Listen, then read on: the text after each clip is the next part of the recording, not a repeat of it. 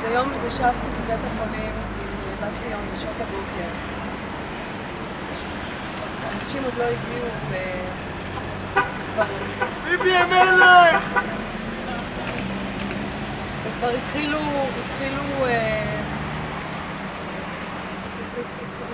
התחלנו בעצם לבשר מפעיל אחד מפה לאוזן על זה שזה כבר השעות האחרונות לחייו של משה. זה היה מדהים בשביל לראות איך בת ציון, למרות שמבחינתם זה סיפור אישי וסיפור משפחתי פנימי, איך היא מרגישה שהסיפור הזה, שאח שלה, מה שהוא עושה, זה משהו שהוא לאומי, זה משהו שהוא בשם כל כך הרבה אנשים. זאת הקרבה שהוא לקח על עצמו כדי להציל עוד אנשים. והיא רואה אותו כגיבור, ולא כי היא חושבת שעוד אנשים צריכים לעשות משהו כל כך קשה, זאת פגיעה עצמית, אף אחד מאיתנו לא חושב.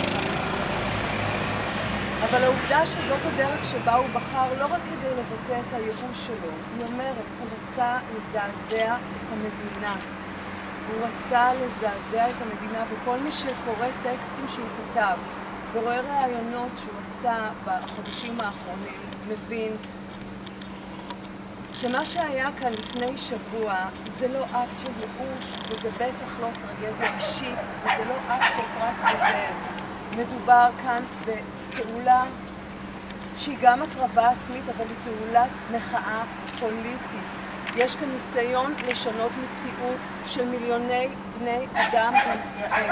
בן אדם אחד לקח על עצמו את הדבר הזה כדי לשנות את המציאות עבור כולנו.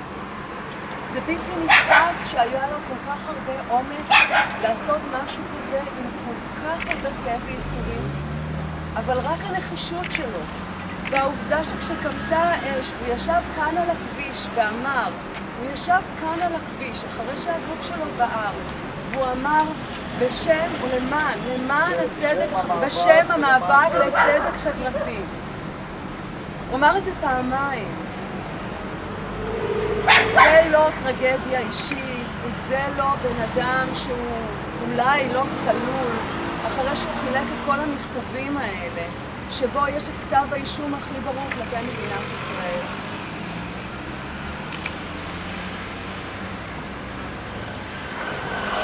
אנחנו כתבנו כאן, משה, צוואתך לצדק חברתי תהיה נר לרגלינו.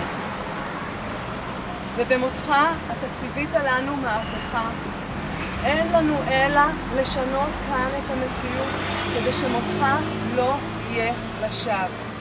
מותך לא יהיה לשווא. יש כל כך הרבה אנשים שלא נמצאים כאן דווקא, אבל יש כל כך הרבה אנשים בכל המדינה הזאת, שזה מה שהם מרגישים היום בלב. שהמוות של משה לא יהיה לשווא. מאוד מישהו רוצה לדבר, בואו, זה הזמן שלך. אני רק אגיד שבאתי לצומת הזו, אני גר פה, ממש פה, מאחורה בלסקוב, ואני מצלם כל הזמן, ובמקרה קפצתי רגע כדי להתרענן שנייה, וירדתי בדיוק, שמעתי צרחות אימים ואת כל מה שהתחולל, ולא התקרבתי כי כבר הבנתי מה קרה, שהאנשים שעוזרים הם שם. איכשהו אני עמדתי בצומת פה והמכתב הזה הגיע אליי מיד ליד, והשארתי אותו אצלי והבאתי אותו מיד אחרי שפינו את משה לבית חולים. אז הבאתי את המכתב לעובד הסוציאלי, הראיתי את המכתב כדי שידע במי מדובר ולמה הוא עשה את זה. אז אני אקריא עכשיו את המכתב שהוא כתב כלשונו. אתם רוצים לחזור? אני משה סילמן. אני משה סילמן. אני אקריא את התעודת זהות. 0523-65-343, מעלה השחרור 21 מחיפה.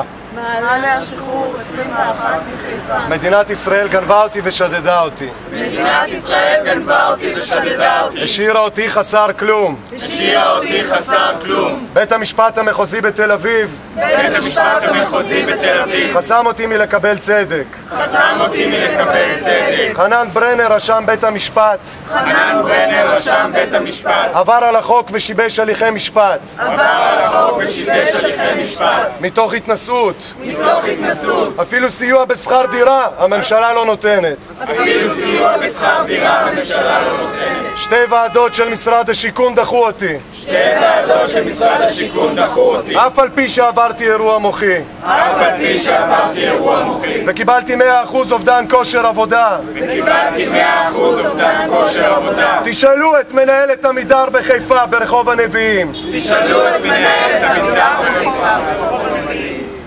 תרגישו שכשאתם אומרים את זה, כשאתם מדברים את זה, שאתם זהו, תרגישו את זה.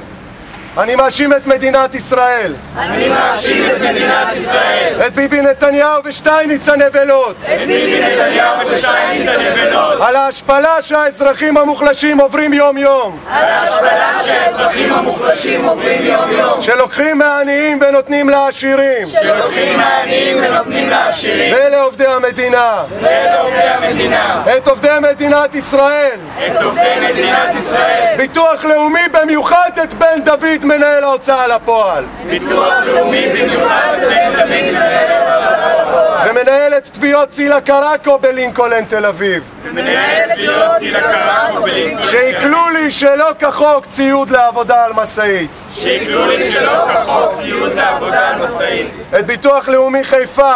את ביטוח לאומי חיפה. שהתעללו בי במשך שנה עד שקיבלתי את הנכות. שהתעללו בי במשך שנה עד שקיבלתי את הנכות. 2,300 שקלים לחודש. 2,300 שקלים לחודש. ואני משלם מס בריאות ועוד עבור תרופות. ואני משלם מס בריאות ועוד עבור תרופות. אין לי כסף לתרופות ולשכר דירה. אין לי כסף לתרופות ולשכר דירה. ואין לי בכלל איך להתחיל את החודש. ואין לי בכלל איך להתחיל את החודש. אחרי ששילמתי מיליונים במיסים ועשיתי צבא. אחרי ששילמתי מיליונים במיסים ועשיתי צבא.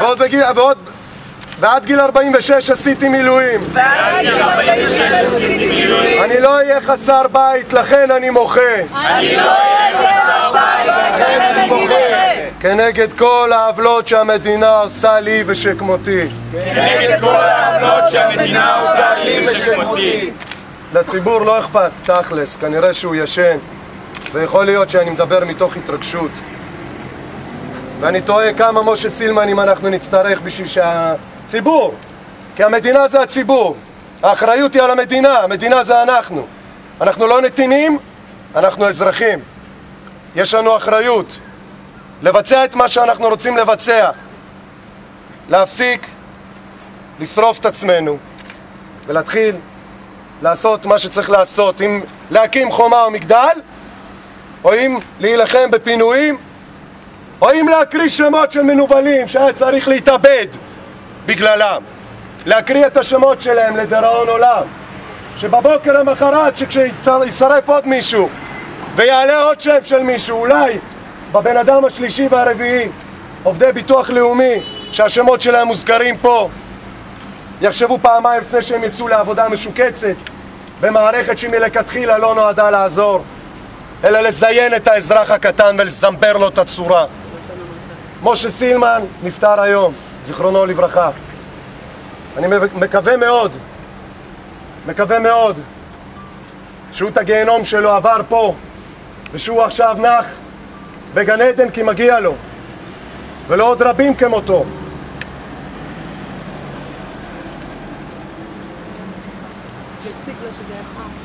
זה אסופה של משפטים שנועדו להאדיר את שם השם.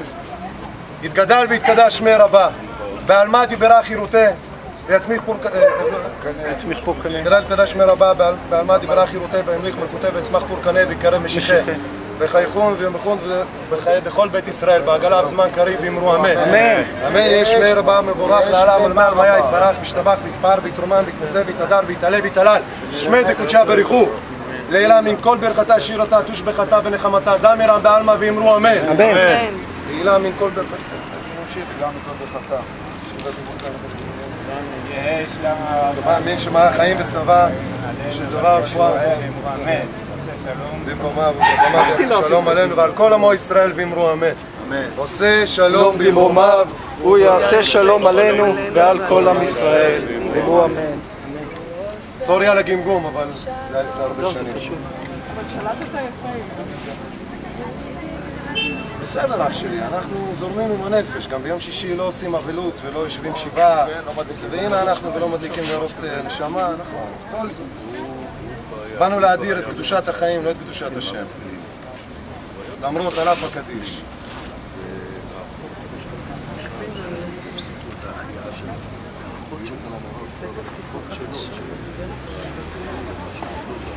הקדוש ברוך הוא ציווה לנו מדינה צודקת.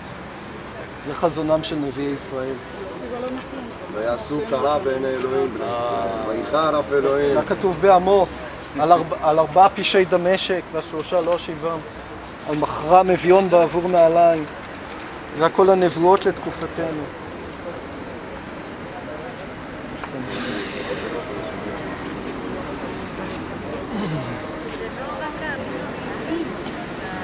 זה כל המוסדות הרשע, אחד ההוצאה לפועל, ביטוח לאומי, משרד האוצר, הצבא.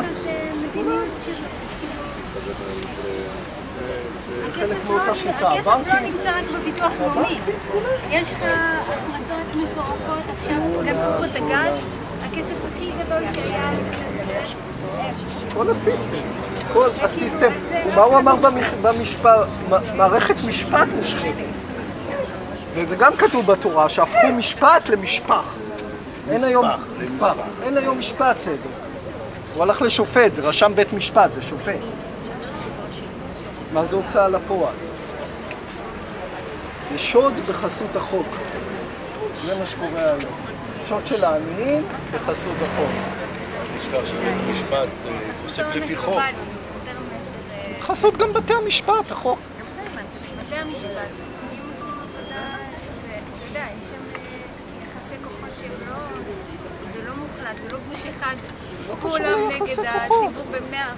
כמו בפוליטיקה, אבל בן אדם לא יכול היום לקבל צדק בבית משפט. יש פוליטיקאים שמוכרים אותך יותר.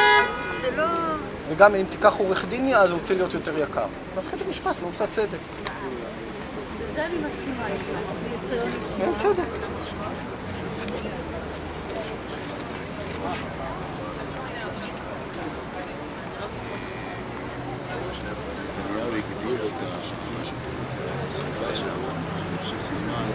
טרגדיה אישית, זה לא סתם הוא אמר, כל מילה אצלו מדודה, כל מילה בארצות, אין אצלו שום דבר. ובגלל זה אנחנו מתכנסים היום להראות שזו טרגדיה לאומית.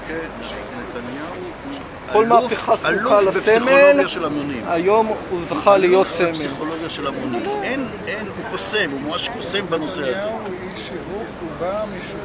כל עם מקבל את הממשלה שמגיעה לו. וכרגע עוד הממשלה הזאת מגיעה לה. הוא היה איש